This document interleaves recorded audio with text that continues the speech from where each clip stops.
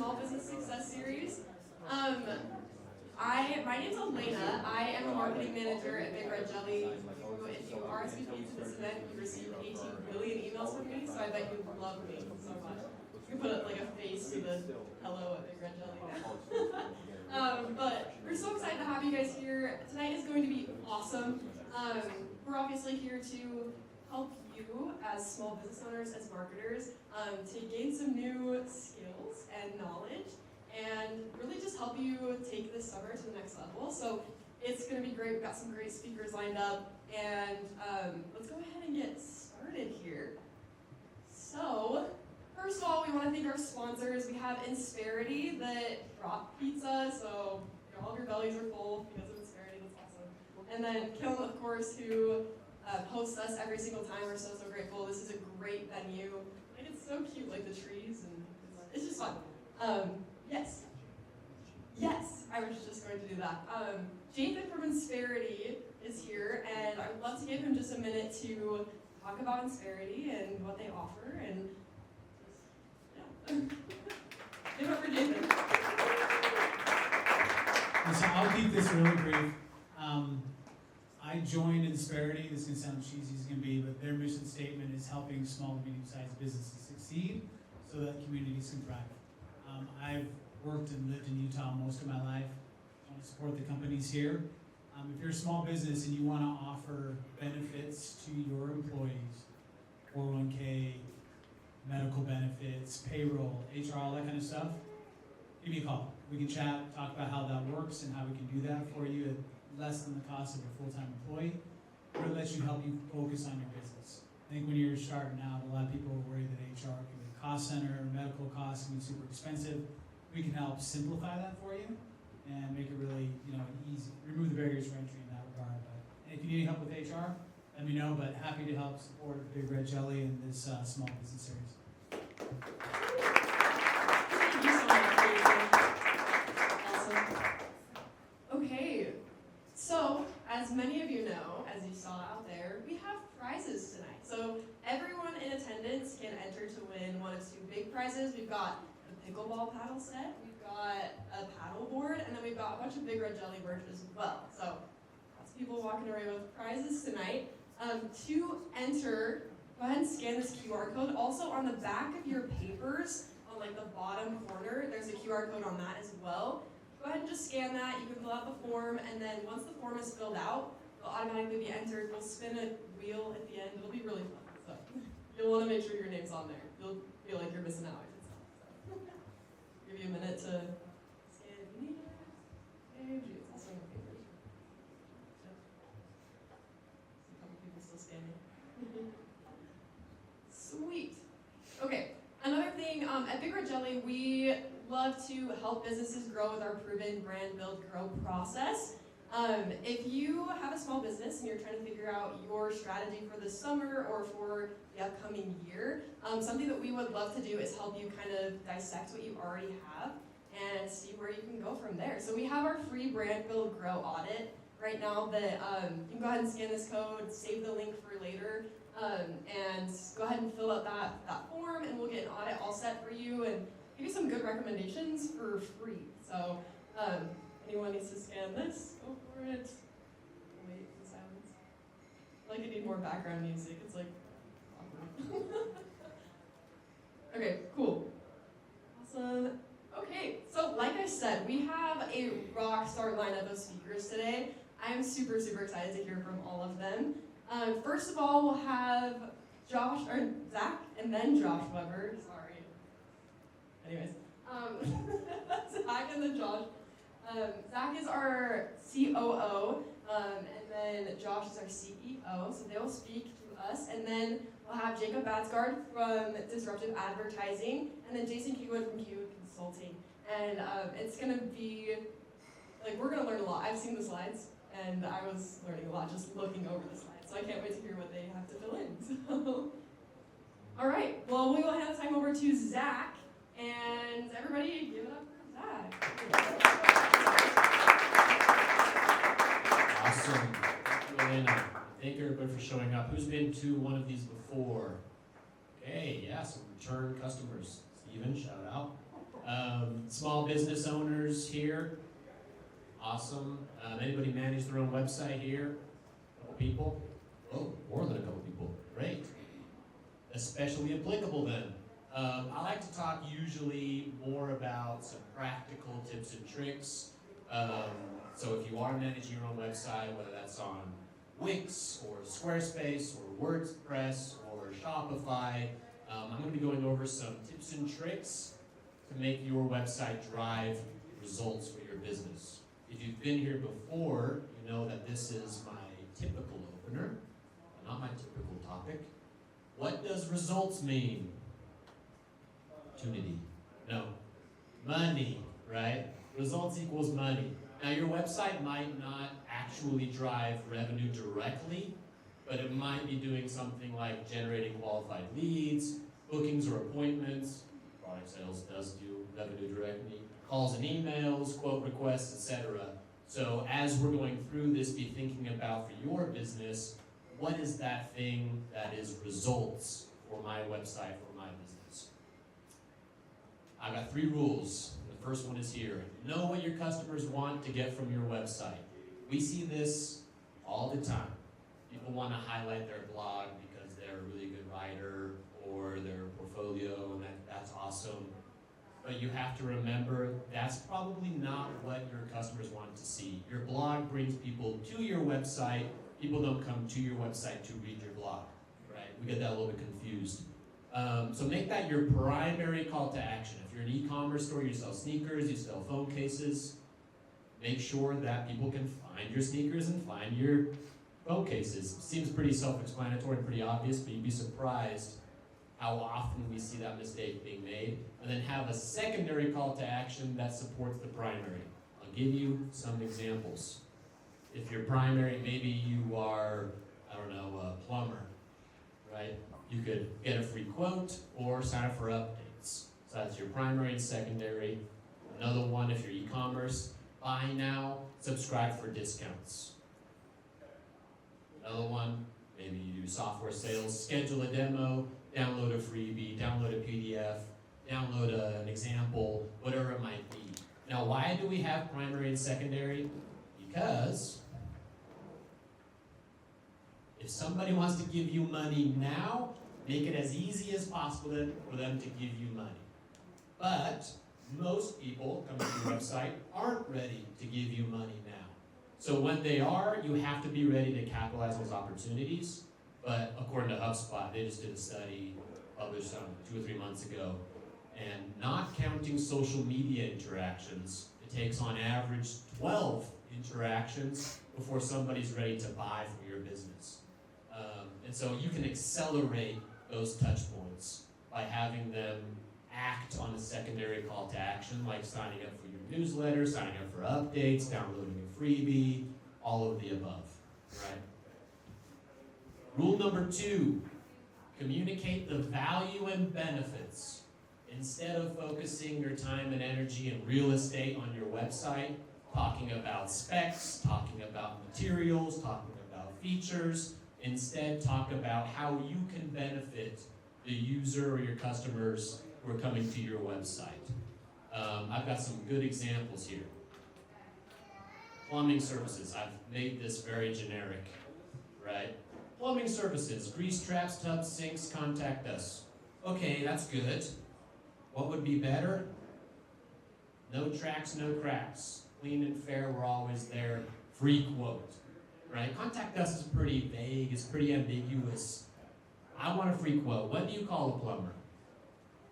When your sink is leaking, when your toilet is flooding, when you've got a leak in your roof or whatever. So I want a quote, I want to get in touch.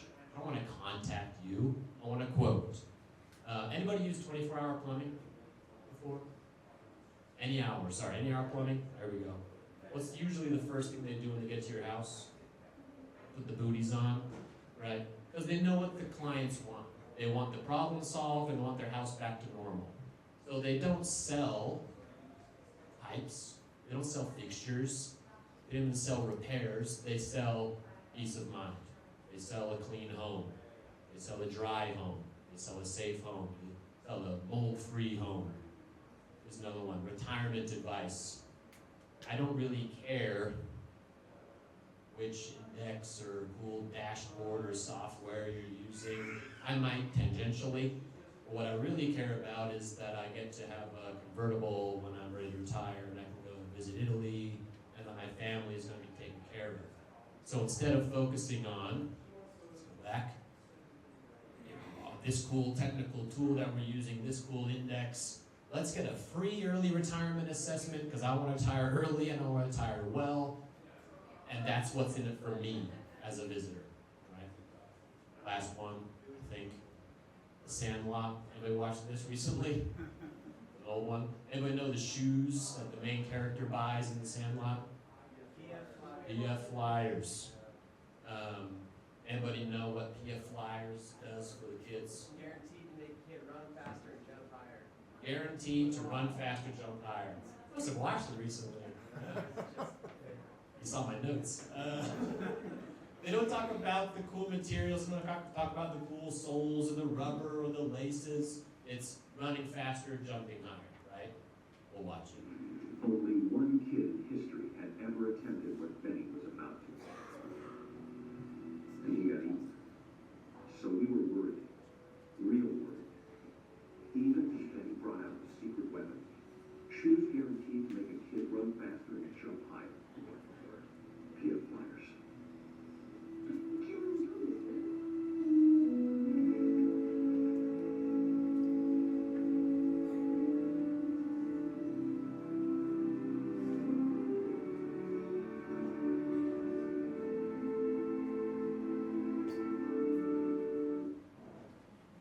Love it. So besides running faster, jumping higher, anybody else catch what else was a benefit to the customer? What's in it for the customer?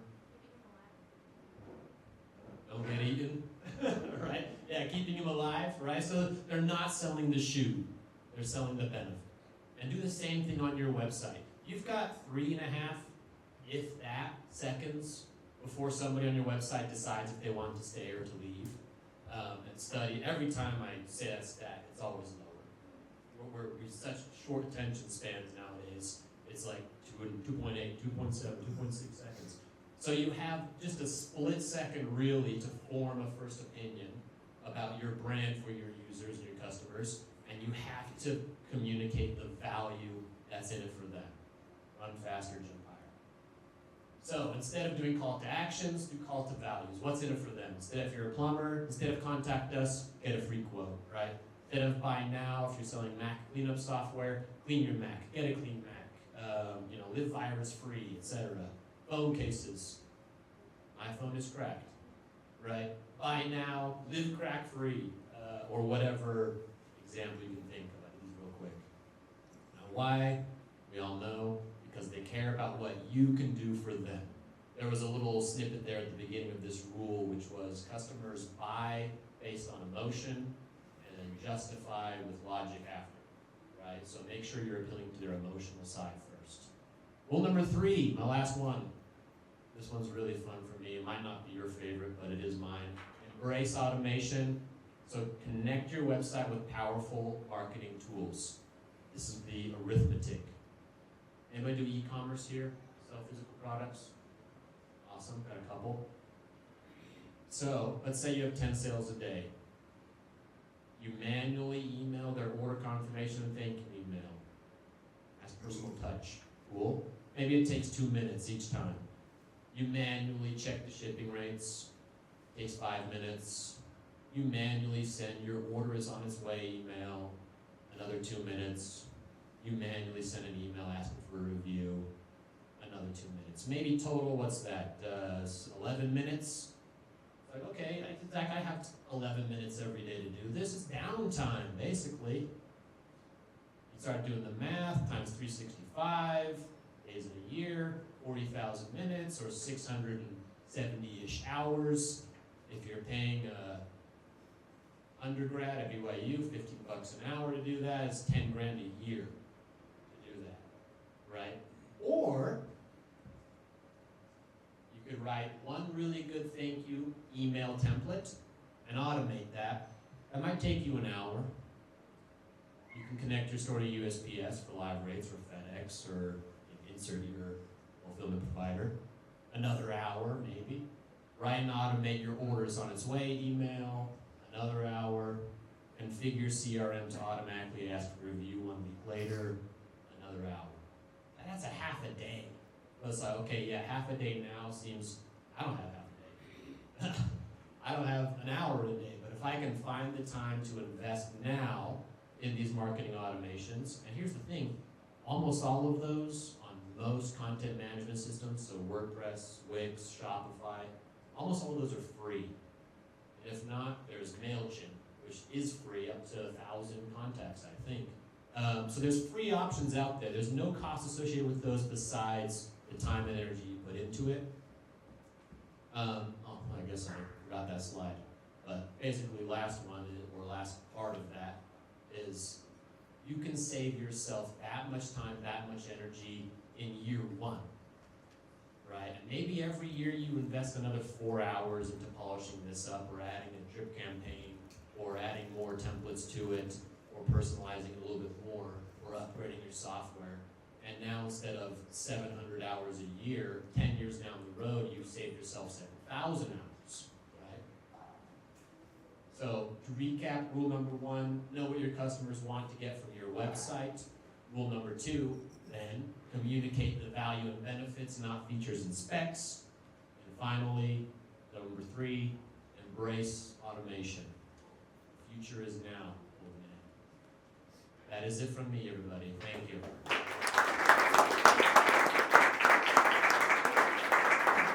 All right, so after every, which also, Zach, I forgot to read your bio. So Zach is our COO, and he's good with websites. That's his bio. But we're going to have a quick Q&A. So come stand back up here. Any questions? Anyone have any questions for Zach about anything website related? Great time to ask. Nobody? No questions? You guys are lame. Okay. I'm just kidding. Okay. I need the clicker. I was like waiting for the slides to just change. All right. Our next speaker will be Josh Weber, our CEO, and I will read Josh's bio because I remember. So as the co-founder and CEO of Big Red Jelly, Josh lives by this quote: "Be the best at everything that requires no talent. Showing up, being proactive, and exceeding expectations is how Josh lives by this principle.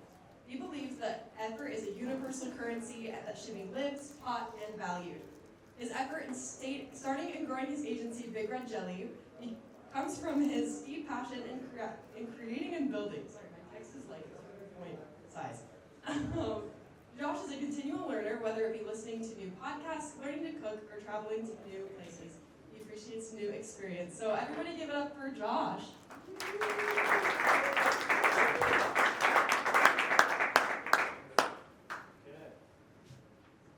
Hello, everyone. Here, bottom. Okay.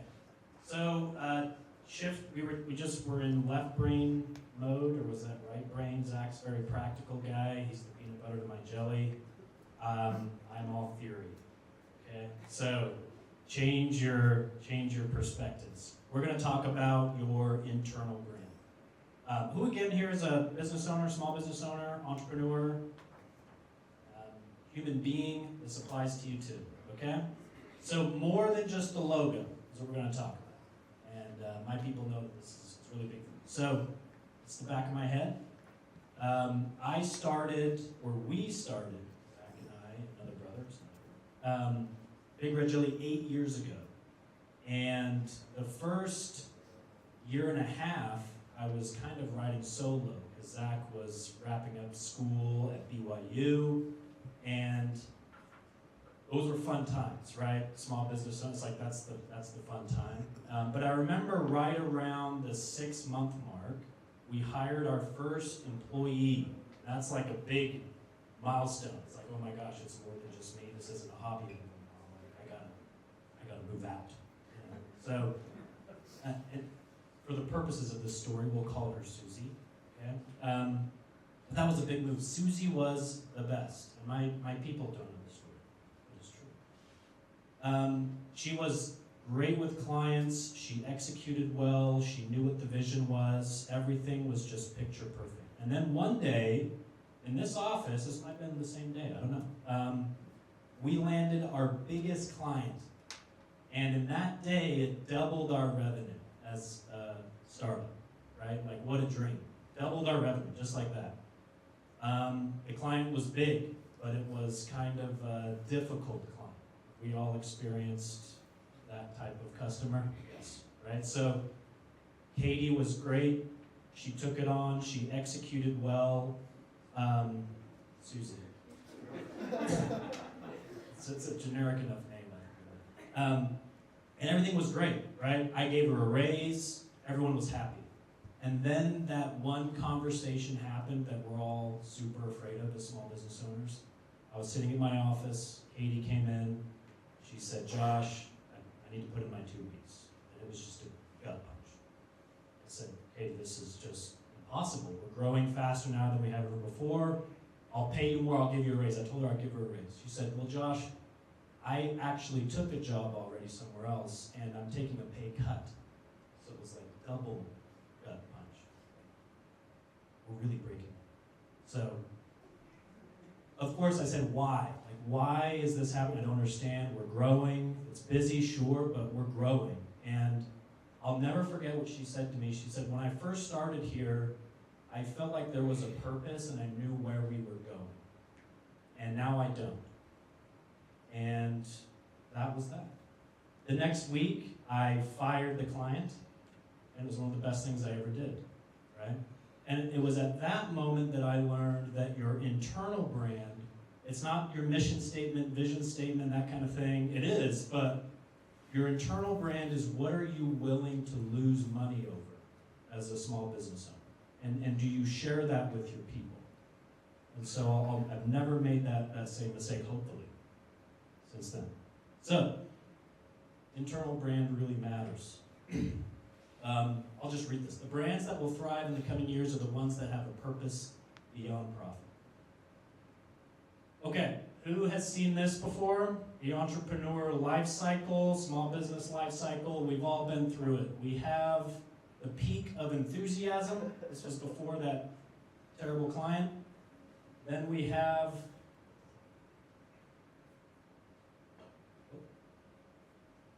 the valley of despair, the slope of enlightenment, and then the plateau of sustainability.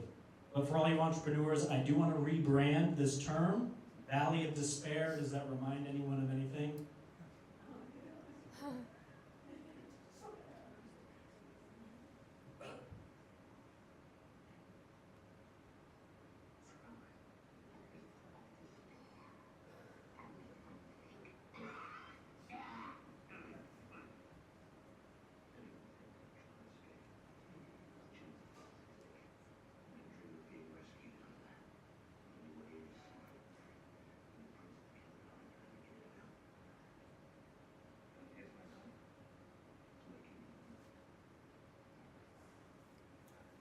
So the valley of despair is what I'm going to call it.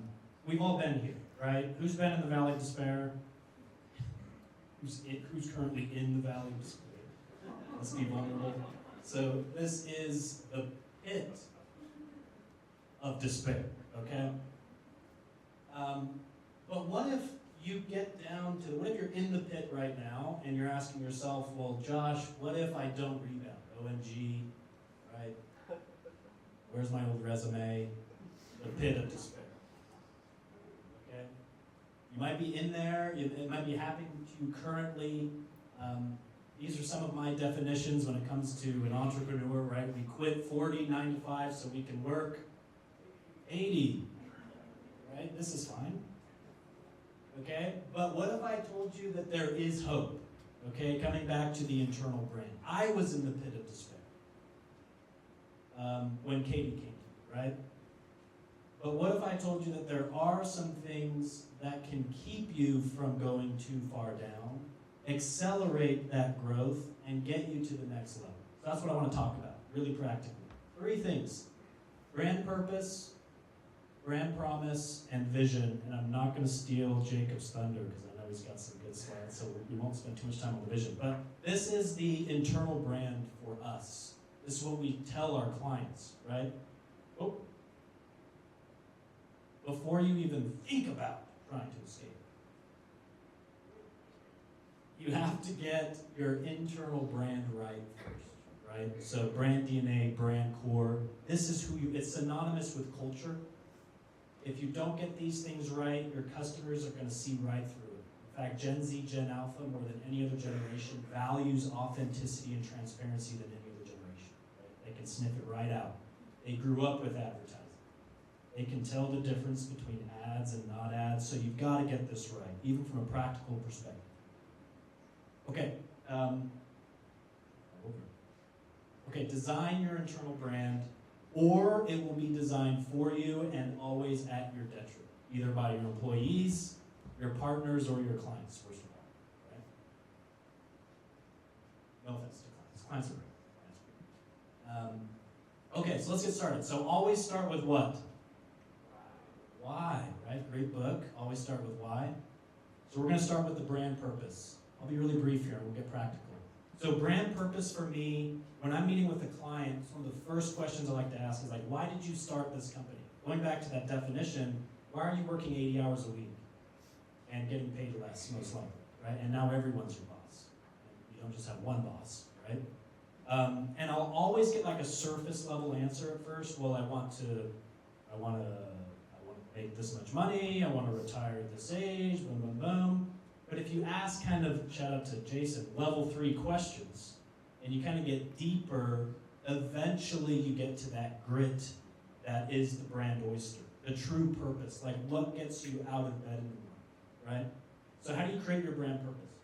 For me, there's 4 things. This is not doctrine, okay? But I like to start with 2, because it kind of gets you down the right track. 2, and then a verb. I see too many passive sentences out there when it comes to branding. Then your target audience, area of impact, and desired outcome and benefits. So let's go look at some examples. Crayola. To help parents and educators raise creatively alive kids. Dove. To help women everywhere develop a positive relationship with the way they look, helping them raise their self-esteem and realize their full potential. To bring inspiration and innovation to every athlete in the world. What do you notice about those is they don't talk about the product at all. And it may seem ethereal and kind of, well, Josh, this is all woo-woo, but your employees really do care about it, right? When you're in the pit of despair, what's going to get them out of the bed? What gets you out of the bed in the morning? It's got to be something greater than the product or service. So that's the brand purpose.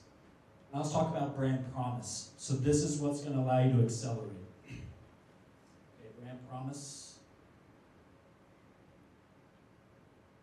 Okay, coming back here. So brand promise for me is we all have that friend that's flaky or inconsistent. Do we trust that person? No, right? When you have an experience with any business and they drop the ball, do you trust that brand? No. So you're either building the brand or you're breaking it down. And the one way to best build your brand is consistency. So for me, that's what the brand promise is all about. It's what's your guarantee?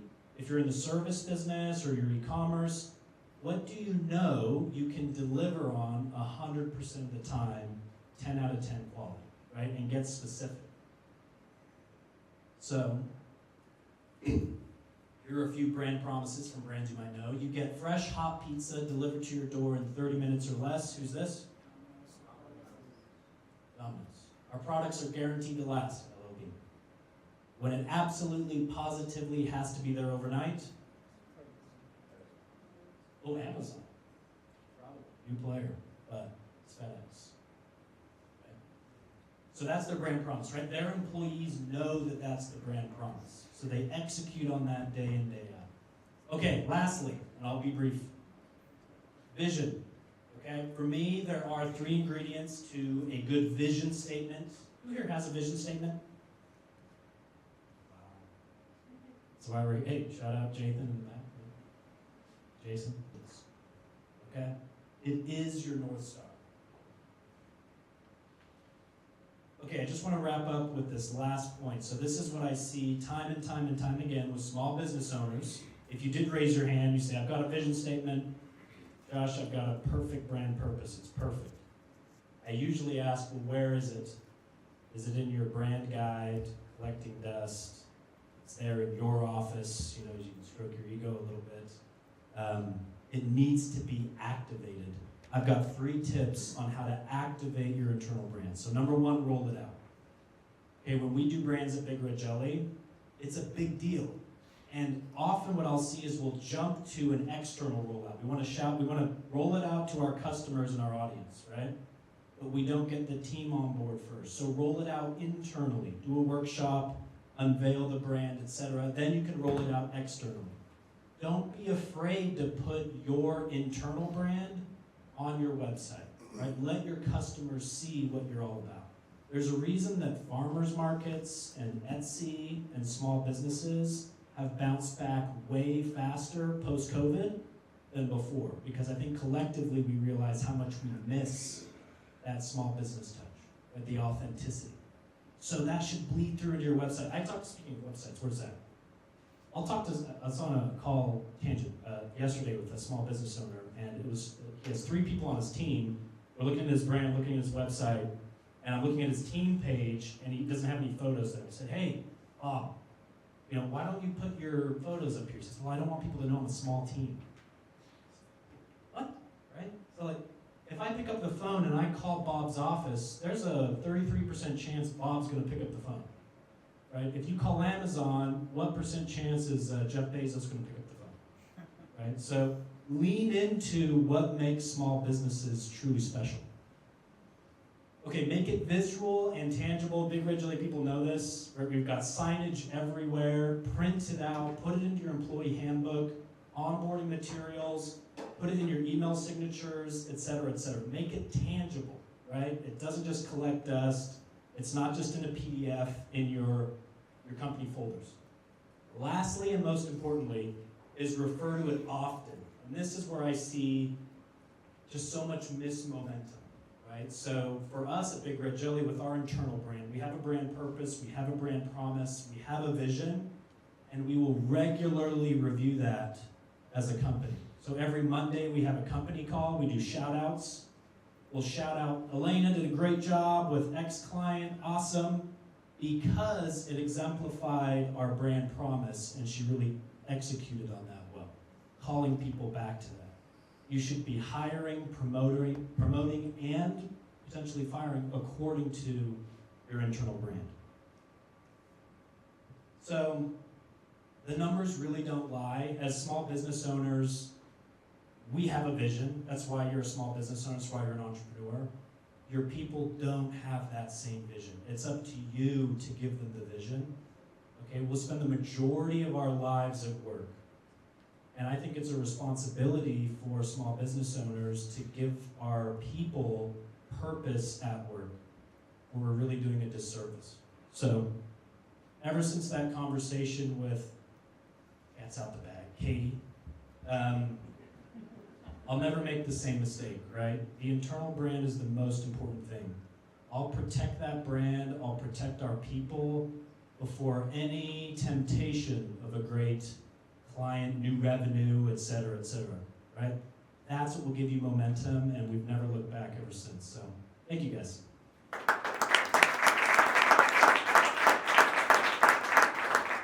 right. Does anyone have any questions for Josh? Anyone? Yes. So personally, I struggle with the why. I know it's extremely popular, and I heard about the book. I didn't read it. I just struggle with it. Like, give me some examples of some good whys and why not. Yeah, great question. So, great book, first of all. Simon Sinek, right? Let's always start with why. When I'm talking to a small business owner, I think one of the challenges is we do so many calls and consultations and conversations. If I'm on a discovery call with you, and I say, hey, why did you start this? What kind of business did you start? Are you a small business owner? Yeah, So I ask a small business owner, hey, why'd you start this business? I always, 100% of the time, the first answer is going to be surface level. I don't blame the person, because it's just repetitive. It's almost like we've memorized these answers at this point, you know what I mean? Then the next question would come in, like let's say their answer is, well, I want to have the best software company in Utah Valley, and I want to be one of the top 3 in Utah by the end of 2025. Say, great, those are like great practical business goals, but why do you want to do that? And then they'll answer that question. And then that's not enough. And then why do you want to do that? Eventually, and it sounds a little cheesy, but it has, I wish I would have started with that. Embrace the cheese, you know? It's got to be like, why do you want to do this in the first place? Because that's what your employees are going to feed off, you know? And that's what gets you out of the pit of despair. So you got to embrace your inner therapist. You want therapy, come meet with me. I'll ask you those questions. We'll get to the grip. But there's always, Jason's really good at this, and he's going to be talking. But like really getting to the core of what motivates you. And it's not on the balance sheet, is what I say. Great question. Yes? What's the good jelly why? To inspire creativity and growth. The two. There you go. Imagine if I didn't have one. Okay. Any other questions? Okay, thank you guys. Awesome. Thank you so much, Josh. Grab your clicker this time. Thank you. Okay, our next speaker will be Jacob Baadsgaard. He's the CEO and founder of Disruptive Advertising. We're super, super excited to have him. I'll read his bio real quick. I'm going to make the text bigger this time, so I'm not So in 2012, Jacob Baadsgaard started Disruptive Advertising and has grown the company into one of the country's most respected and sought-after performance marketing agencies. He's a speaker known for his leadership, entrepreneurial spirit, and ability to motivate. After reaching his career goals, he began studying to master leadership and relationships, seeking deeper meaning in his personal and professional life. In his search, Jake learned firsthand the power of authenticity. Eager to share his practices and newfound empowerment, he made authenticity the cornerstone of his leadership journey. In 2023, he launched Disruptive University, an innovative months-long program for business owners, marketers, and individuals. Jake's goal is to empower people to remember their intentions and live in alignment with who they are. Let's welcome Jacob up to the stage, everyone.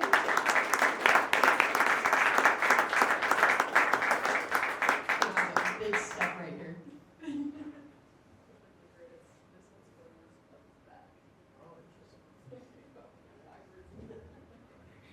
I got too much stuff in my pockets. You guys want to stand up for a second and then sit down? Let's do a quick money game. This is just my favorite thing to do with money is give it away and make fun. So we're going to play one of the games we do at Disruptive on a regular basis. We call this heads or tails. Okay? And I'm going to flip a coin. I always keep a lucky coin in my pocket. If you think it's going to be heads, put your hands on your head. If you think it's going to be tails, put it on your fanny. Okay? If you get it correct, stay standing. If you get it wrong, sit down. Okay. Ooh, this is going to be, actually I'm going to use my phone so I can hold my. There is literally a coin flipping now. Weird, you don't have it on your phone? Okay, we'll give $250. You just have to have Venmo or Apple Cash. I'll get it to you over there. Okay? Okay, the first one, heads or tails. Again, on your head or on your butt. If you're playing. Tails. Half of you are so bad. I should have practiced more before I came. All right, next round. Go ahead. Heads or tails? I just show it so you know I'm not cheating. Tails. Okay. Next one. Third round. Still got a few people in. Heads. Heads. We have one. Yeah, he was hanging with the tails. That was brave. Okay. Let's keep going. Tails. Okay. Who's still in? Raise your hand really quick. Okay, we got a couple of four of you. Okay. Let's go. Tails.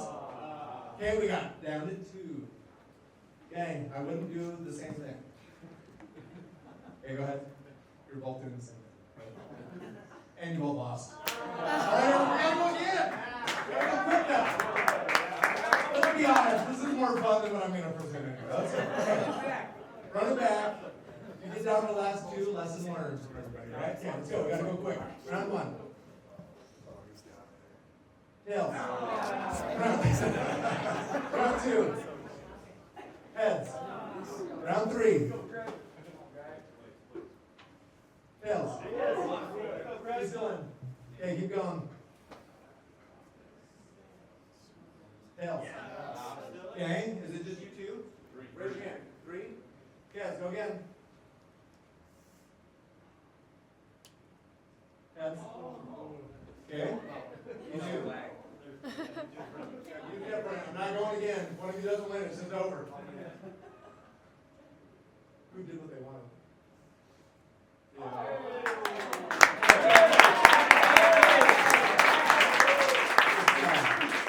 Jacob Dash Baadsgaard. Right there. Okay. Yeah. 50. Okay. Good thing that don't have one that's like us. Okay, I want to jump into this with you really quick. Today we're going to talk about business vision, and just give me a quick heads up. How much time? What should I be doing? 10 minutes? Okay, and then once you guys stop paying attention, I'll just wrap up. Because I can tell when people are talking. All right? So, I started Disruptive. I share some of this with you, not to brag, but I think sometimes it's just helpful to understand context. Over the last 12 years, we've done about $160 million in revenue. I did not use debt. I did not raise capital. My wife and I are the owners of the business. I feel like we bootstrapped it, we grew it, and I've tried to do my best to create good outcomes for people that are there. Along the way, my why has changed a lot. Who here can relate with your vision for your business changing over time? People are paying millions of dollars a year for my consulting, as well as for the software that they're using. I build them awesome dashboards, get them incredible data, and about 20% of them actually did something. And I'm like, stupid. And I'm billing out at $300-400 an hour. They're paying me 80 to 100 grand at the time is what I was making. I'm like, I'm just gonna go do consulting freelance. I'll charge half what they're doing. Once I'm past my non-compete, that's my business idea. That's what I'll go do, okay? So eventually that is what I did. I started a business called Found ROI, but no one understood what it meant, and they thought it sounded like an off-brand Where's Waldo. Because everyone's like, what's Found ROI? Did he get lost? Like, what's going on? And my pitch was, I help you find the ROI in your marketing data so you can outsmart your competition, not outspend your competition. Okay? That's what I was really good at. I knew how to connect the data from marketing to customer outcomes and then allocate marketing dollars more effectively. That's what I was really good at. So anyway, I thought, well, if some of the biggest companies in the world aren't doing a good job at this, I'll bet small and medium-sized businesses, no way. So I went and helped my former employer while I was in college doing tech support for them. They're about a 25-person company, and I said, I actually have access. You're so small they won't even talk to you from a sales standpoint. I can just do this for you for free. And I just knew and grew to love you when I worked there. I'd be curious to see if this works for a small business. So I implemented their analytics. I connected it to their janky CRM and customer database and understood what was working and what was not working in their marketing and driving sales. And with that, we don't have enough time to get into all the details. It was actually by mistake, but we figured out something that no one else in the industry had figured out on Google to drive leads that were a fifth the cost and converting at 3 times the industry average into sales. Okay? So this went from a 25-person company and 10x over the next 3 years because we figured out with the data what was working, and then it was operationally how can we keep up with the sales demand and what's going on in the markets. That's when I said, okay, I'm good at this. I've now, for free, how many of you started your first business doing work for free for someone? Okay, these are my kind of people, because you just wanted to see if it worked in real life, outside of where you were doing it before. It worked, and it worked damn good. And I'm like, okay, I'm ready to start my business. So they literally 10x, ended up 250 to 300 employees, on that roller coaster of a ride with them. It was awesome. That's kind of my history, and that's what led me to building disruptive advertising. Better brand, perhaps, than Found ROI? Better than Downroad? Okay.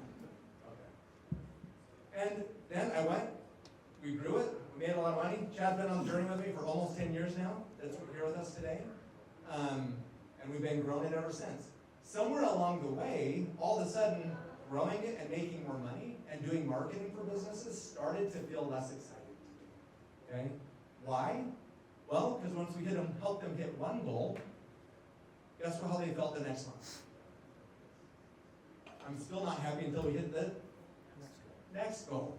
And then we hit another goal, and then they'd be unhappy and say, I'm not happy until we hit that next goal. And I'm like, am I a business owner helping people, or am I a drug dealer giving them one hit to the next hit?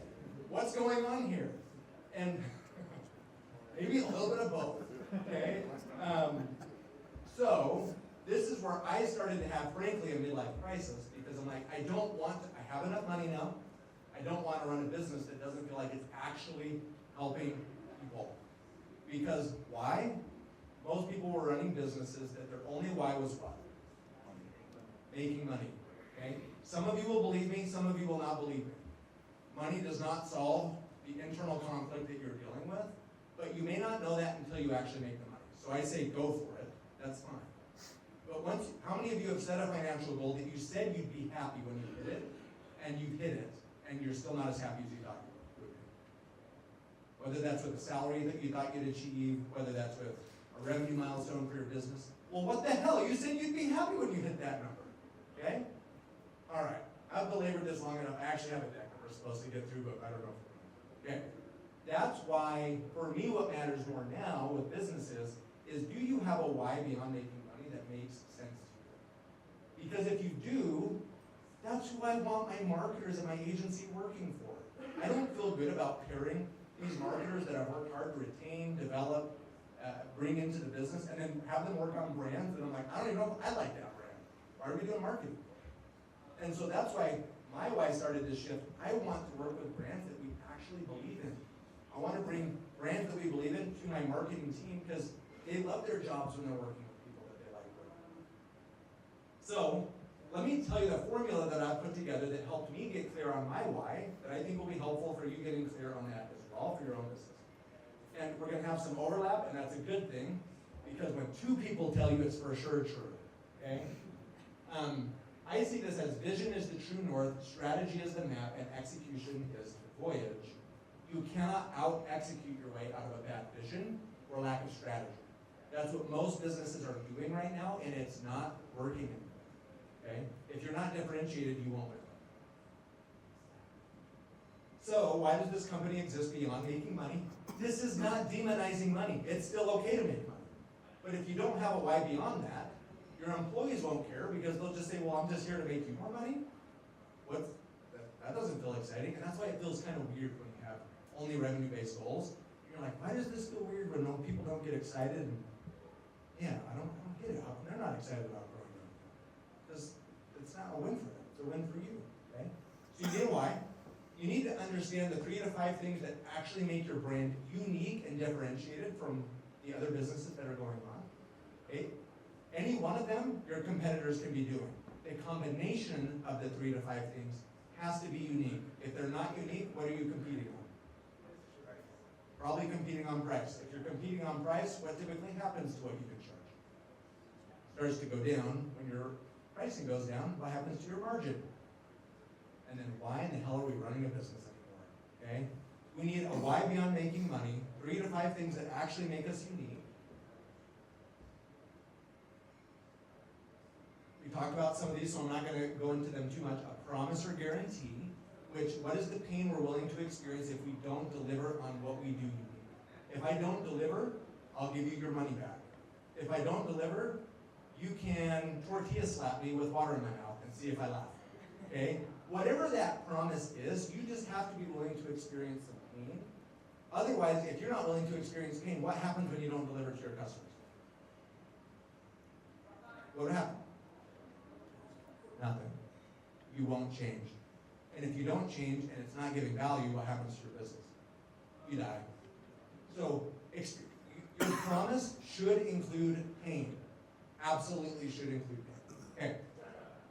And then brand position, what would we like our customers to say about us when we're not in the room and they're having a casual conversation? That's how I think of brand position. Okay. Now, what I saw, what the world needs, what is the market inefficiency or need the business is trying to solve? What I saw was most businesses don't have good data to make good marketing decisions. Okay? That was the inefficiency I saw in the market. That's what I solved with my business. Okay? And then how do we make money? How does helping them have good data to make good marketing decisions, how can I charge for that in a way that they're getting awesome value and happy to pay for those things as well? Okay? So when we put all of this together, we actually are able to create a thumbprint that makes you unique and defines your brand purpose. Okay? So this is the visual. Take a picture. I don't know if we're sending out the deck when we're done. But this is how you get clear on what makes you unique, authentic, differentiated in the marketplace. And guess what happens? When you have things that are unique, you're living your values as a company, you're actually solving a real world problem for people that they're happy to pay you for. What does it feel like to be an entrepreneur when you're doing that? Well, it's pretty damn good. Okay? Now, if I looked up here and said, where are you struggling the most? Do you have your uniques figured out? You're really leaning into your strengths, but you're not really solving an inefficiency in the marketplace? If you threw a dart on that board, where would it land? Would it land in the center, or would it land more, where would it land today? Where's your dart landing? Smack dab in the middle, slaying it? Loving life? Which one do you need to figure out? I want to hear it. Which one do you need to get more clear on?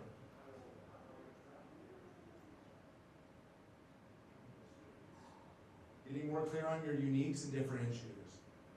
What else? You need to get more clear on the vision. Okay? You guys?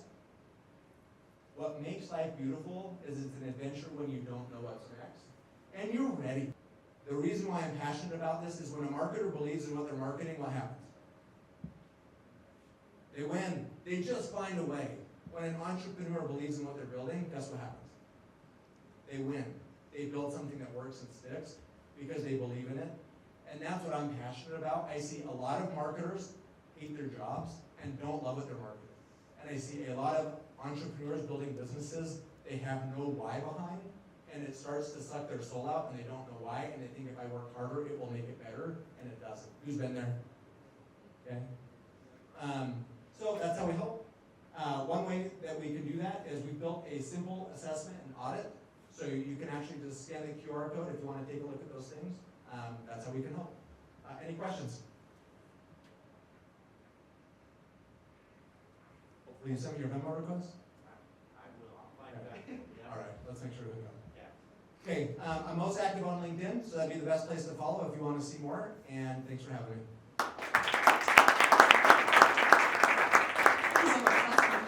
That's my phone, actually. Jacob, that's my phone. Oh. I was like, think so. I mean, I'll take your phone. Your phone probably has cooler stuff on it. I have like games and stuff. So.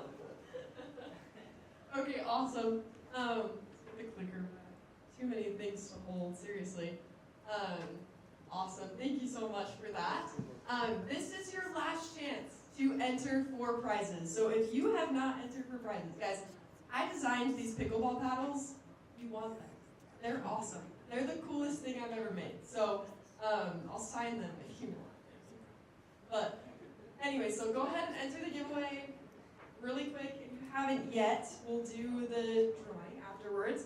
So need it. Okay, move on. All right, our final speaker will be Jason Caywood, president of Caywood Consulting. Jason is a sales executive with over 20 years of experience leading and developing teams. He was also a client of Sandler Training for over 12 years, where he experienced the transformational impact of the Sandler system on his personal and professional life. He has built territories and teams from the ground up across the country, consistently outgrowing the market by 4 to 7 times. On average, his clients receive a 10-time ROI working with him, while his top clients have achieved 35 times ROI or more. Jason's company is on a mission to help clients achieve their most important personal goals through better performance in their business. A proud native of Utah, Jason is passionate about helping others reach their full potential. Everyone give it up for Jason. Throw a mic, please. He's I'm gonna great. do this without the microphone, if you guys don't mind. I've never been accused of being quiet, so can everybody hear me in the back? Okay, perfect. So appreciate it. Really glad to be here and share some stuff with you. I'm gonna tell you right now, 15 minutes is not enough. So at one point, you're gonna see a QR code to a 30-minute video I created just for this to go much deeper on everything that I'm gonna talk about. Okay, so if you're interested, grab that and you'll get a much deeper thing. Appreciate the opportunity to be here. Okay, so I'm going to share with you a model that I've used with startups, mid-sized companies, global billion-dollar organizations. This applies across the board, right? Like I said, I was a client of Sandler Training for 12 years. Sandler is the largest sales leadership training organization in the world. Been around 50 years, blah, blah, blah. The only reason why that matters is this was not thought up yesterday. Okay, these are things that we've been doing in the world for a long, long time. And so happy to share it with you. And again, just excited to be here. You know, one quick little story that I feel terrible for marketing companies because sometimes you guys do such a great job for your clients, but they don't have the sales team that can execute on all the leads that you're creating for them. And so who do they blame? They blame the marketing company, right? True story, Jake's not here, but years ago we got introduced to one of his staff members because they said, look, we've got a client, our lead should be generating X amount of revenue for them, but it's down here. Can you talk to them? And so talk to them, bless you. They basically eventually became a client of ours, and in their first year, their revenue went up 57%, right? But they were pissing away this goal that they were being given by Disruptive, right? Nothing happens until somebody sells something, right? I'm a huge believer in the sales organization. But companies get it wrong so badly. And so I want to share some things with you tonight, a framework to think about, to look at, and to work against in your organization. Okay, so I'll do a quick intro, we'll talk about that, and then any questions you might have, wonderful. And also have another separate QR code with some, I'd love to hear lessons learned. What's your takeaway? Anybody that fills that out, we're going to do a drawing where I will do an audit of your current sales process, have a conversation with you, and we'll go through that if you're interested. So a little bit on me, like I said, doing this 20 years. My last role before starting my Sandler business, I was a sales director. In those 6 years, we had some great growth in my team. The reason why I share this with you is, in today's world, there is so much information out there, and a lot of it comes from people who haven't done it. Right? So if you can take anything away from tonight, be very careful of who you take guidance from. I put on LinkedIn one time, can you imagine if before somebody posts their advice, they had to post their results in that area? First of all, posts would go down about 85%. But it would help us decide, who do I want to hear from? Who do I want to take this advice from?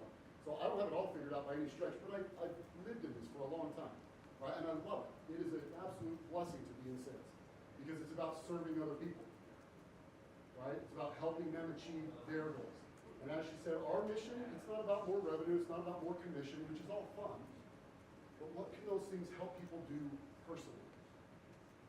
Last year, a new salesperson and a client of mine, they came in about 18 months prior, talking to me, what do you want to do? Like, we're just selling, like, what's your goal? What do you want to do? I said, Jason, my wife and I just want to buy our first house.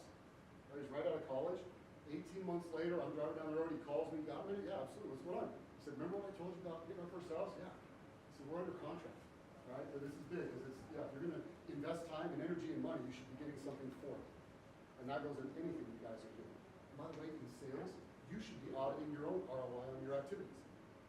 That's another thing. I think Utah sometimes is a professional networking place. And I've talked to so many people that are actually not growing their business at all through these networking events. I'm all for personal relationships. Those that know me, like, I love people and I love connecting. But if your purpose is to grow your business or grow your territory or whatever, do an ROI on your time invested in these events or whatever it may be, and what are you getting at? And sometimes, what got you here is not going to get you there. So sometimes you need to make a shift, and that's okay. But if you're a business owner, if you're a salesperson, I look at you as a business owner as well. right? But if you have the ability to impact your performance, your income, all this, you need to audit what you're doing. It's so easy to get distracted these days. So easy to get distracted. So right now, whether you're in sales or not, like for your company, just think, what are some of your sales struggles right now? And I'd love to hear a couple if anybody's willing to share. And by the way, nobody's doing it perfectly right now. We all can get better, myself included. But what are some of your sales challenges right now? Come on, don't be scared.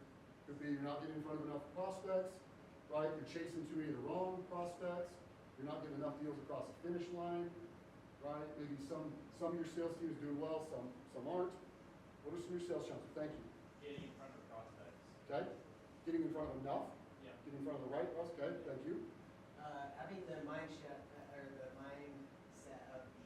sales team shift from just an inbound team to actually doing prospecting and getting outbound. Yep, love it. Appreciate that. Anything else? Yes. Maybe finding the right lead that actually values what we're doing. Okay, appreciate that.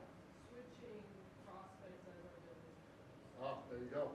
That's a real thing, right? It's a real thing. You know, again, when you first start out, I tell people I would have taken a turtle on as a client if they could pay the bills, right? Who cares? But it's got to shift as time goes on, right? So I appreciate that. So whatever you thought about, keep that in mind as we go through this and see if you can kind of pinpoint which part of this model might help us go out there and do this in a different way. Okay? There you go. All right. So the model here. 4 components, and like I said, I'm going to talk about these 4, give you a couple ideas very, very briefly. But this is something I've done talks for 2 or 3 hours on, so just keep in mind there's so much more we can talk about. Now through that recording, we'll go in deeper. I will go in much, much deeper in that recording. All right? But strategy, structure, staff, and skill. Okay, so it all starts with strategies. Hey, how do we want to go out there and generate revenue? Right? Marketing is part of potential strategy. Absolutely. Okay? But maybe it's like, you know what, we really need to go out there and find new organizations.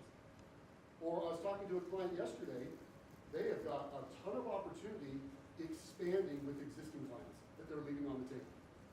A side note, when it comes to revenue generation, if there are warm or hot opportunities for you that you are leaving on the table in lieu of cold opportunities, you're hurting yourself.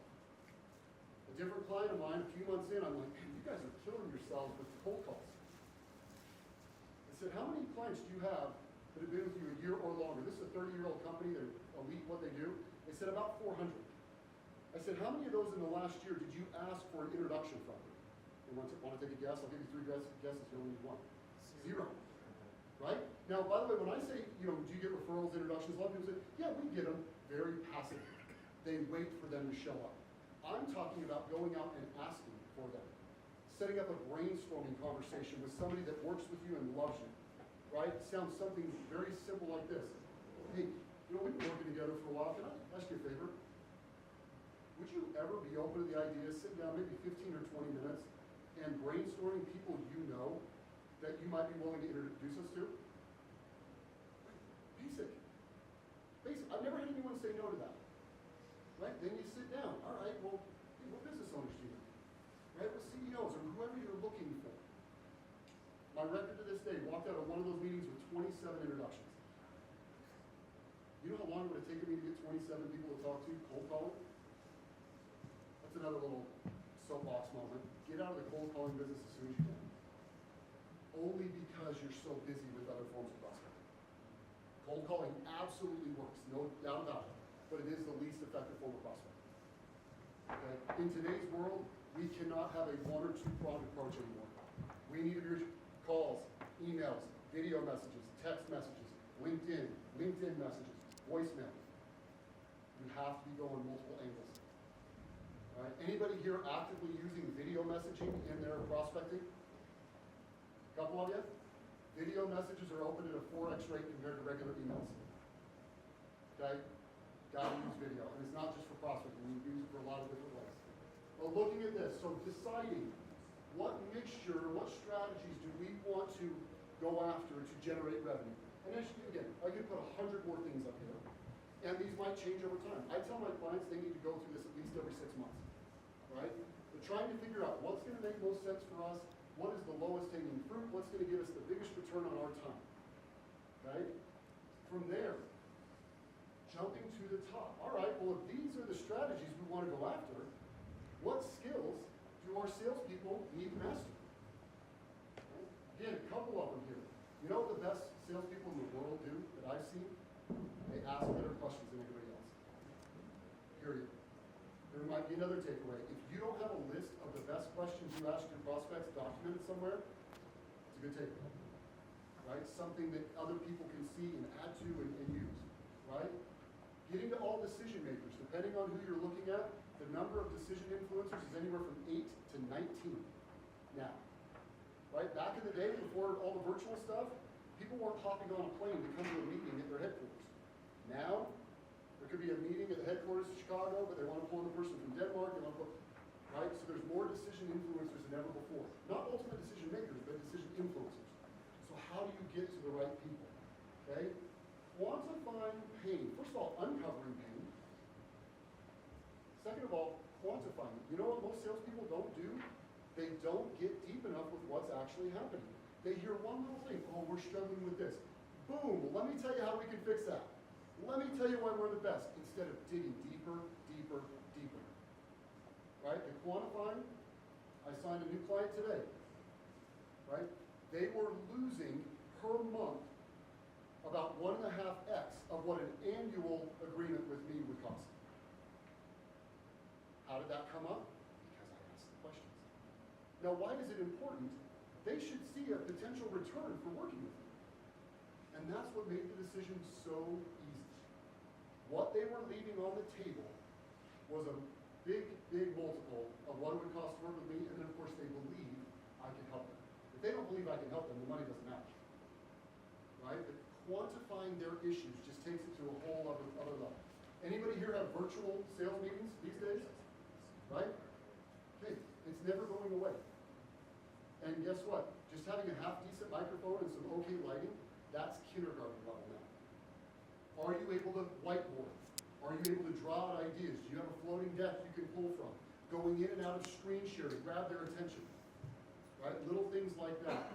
If you're looking to hire salespeople and virtual selling is part of your company's, what you're doing, that should be part of your interview process. Where are they in their skill set around virtual sales? Okay? So, nailing down the strategies we want to employ, what skills would our team need to master to do it effectively, and then looking at our staff. Now, for smaller businesses, this might be how do we go and find the right people. For companies with existing teams, it might be do we have the right people currently. Right? But making sure you don't have just a bunch of order takers or people just kind of sitting back waiting for the phone to ring. Right? Are they coachable? Are they trainable? Okay? Anybody here either hired the wrong salesperson or been around a situation like that? Right? It sucks. Harvard Business Review a couple years ago said that could cost you upwards of $300,000. And so it's one of the hats that they're wearing. Right? They might be CEO, they might be head marketer, they might be sales manager, they might be their #1 salesperson. So we need to ask ourselves, all right, if I can't give all of my attention to my sales leadership role, what are the most critical things I can do, even if I can only devote 5 hours a week to it? Okay, but structure is all about how is leadership and sales leadership engaging with the team and behaviors and all that good stuff. Okay? So really quick, based on what you came up with as one of your challenges, where might that fall? And as you can imagine, there's probably some of you right now that some of these are going pretty well. Right? Sometimes I talk to companies, their strategies are right on. It's just like, yeah, we just want to level up our skills and our abilities. We just want to get more effective at what we're doing. Right? That company I mentioned earlier that was a client of Disruptive at the time, they had good strategies. Where their improvement came from was their skill set. They got more effective at disqualifying the wrong prospects, qualifying the right prospects, getting those across the finish line. Okay? So, if you want the extra detail that I go into, please scan that. We'll just pull up a new page on your phone. Take time to watch it. And like I said, it's about 30 minutes. All right? And if you accidentally close that window, I'm going to give you my contact information. So just shoot me an email like, Jason, can I get that video again? Sure, just send me a message. Okay, everybody get it? Those up before? Okay, all right. All right, want to take a screenshot? All right, phone number, email, run out on LinkedIn. Okay. If there happens to be anyone oh, yes, yes, yes. Who feels like I might be able to help you, and you're interested in a discovery call, doesn't mean we're working together, it just means we're diving in. On the lessons learned form, there's an option to say, yes, I want to have a discussion. Please. Can you tell us how all this is different for a individual business owner versus million-dollar? Yeah, it's more pretty much in scope and size, right? Even if you're by yourself and you're starting your own thing, because keep in mind, you know, when I bought my Sandler franchise, it was me, right? So I've been through this myself. Yeah, I've got some people on my team now, but yeah, it's just, we still need to have these things nailed down. So for example, strategies. You could do cold calling, you could go to networking events, you could trying to nail that down. And yeah, in the early days, you might need to do everything possible just to get some revenue going. But I'll tell you, after my first year, I kind of looked back at all the business I generated, 83% of it was from referrals and networking. So guess what my strategy shift was for year 2? Let me do more of that stuff. And let me stop doing this. Right? I started in December of 19. I have proudly not made a cold call since April of 20. And I'll never make another one. That was the goal. Right? So, but yeah, so it still applies. Of course, it's just on a smaller scale. But if asking yourself, all right, well, okay, this is how I'm going to go about it. Well, what skills do I need to develop? Let's say networking is one of your things. Raise your hand if you've ever been around a poor networker. Right? And just done a poor job. Yeah, so there are skill sets, right, about that. How can you serve first? How can you bring value to other people so that they want to help? So it still applies. It just might be a little bit smaller scale, if that makes sense. Okay? So again, if anybody's interested, great. If not, no worries at all. So please, scan this. Like I said, whoever fills it out will do a drawing. I do a sales process review. Happy to do that. And don't worry, I'm not going to market a bunch of crap to you, right? I just like to hear the feedback. What did you get out of this? What's your takeaway? Because with all the great speakers tonight, if you walk out of here and don't shift behavior, this is a waste of your time. Right? I'm not saying 180-degree shift, but at least a millimeter. Right? So I love hearing feedback from folks on all this stuff. Because this isn't for me, this is for you guys. I love trying to help guys out with this. Right? Any questions? Anything I can clarify? Anything I didn't cover about sales that you had a question on? How do you see AI affecting the sales industry? Great question. Overall, at the current point, we do not think AI is going to take salespeople's jobs, some of them. But what we are seeing, those salespeople that know how to effectively utilize AI will far surpass those that don't. Okay? So it is good. When I'm working with my clients, there's probably hasn't been a workshop in, I don't know, 10 months that I haven't brought up ChatGPT, for example, right, to help them see. Now, have I seen some videos lately where there's AI is kind of acting as the BDR and doing it better than most humans? Sadly, yeah. I know customer service is being overtaken by AI right now, so I'm not saying there won't be any disruption, but I saw one the other day, the AI bot called the guy who put his information in and set up an appointment, did a beautiful call with the person to prep the actual human for the next call, right? So they're still there. But yes, if you're not utilizing AI somehow right now, you're falling behind. And I am not a tech person at all. I'm forcing myself, right? This week, I put together a couple proposals with AI's help. It took me 20 minutes when it normally would have taken me 3 or 4 hours, right? Gartner, McKinsey, some of those companies, they are saying that in a couple of years, about 70 to 75% of what salespeople are currently doing will be taken off their plates. But here by AI, here's the beautiful part, it's the crap we don't want to do, right? Updating CRM and notes and all this stuff. So what is that going to free us up to do? Spend more time with our prospects and with our clients. I think as AI rises, the human side the need for it will rise as well. Great question. Any other questions? So excited about this. Anything else? Okay, I think I don't know if I have another. Yeah, there we go. So awesome. Thank you guys.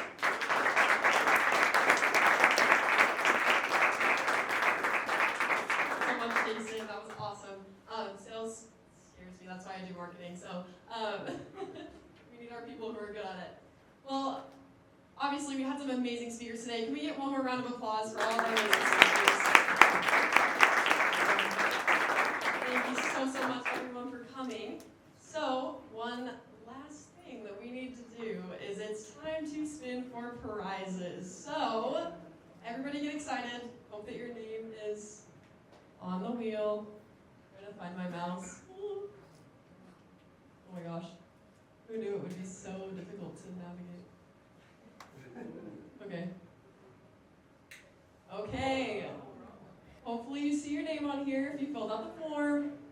All right, the first thing that we are going to be giving away, we're going to start with our smaller prizes, work up to the bigger ones. First thing we're giving away is a Big Red Jelly branded beanie. So keep your head warm or whatever going into summer, I guess. You can hold it till winter. So let's spin.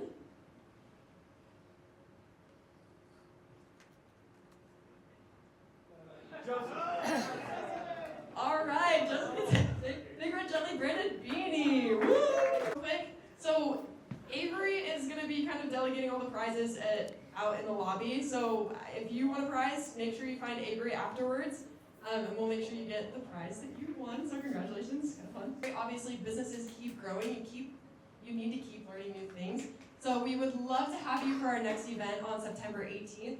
If you want to scan this QR code, go ahead and RSVP for that, and we'll send you all the info as we get speaker info. So that'll be exciting.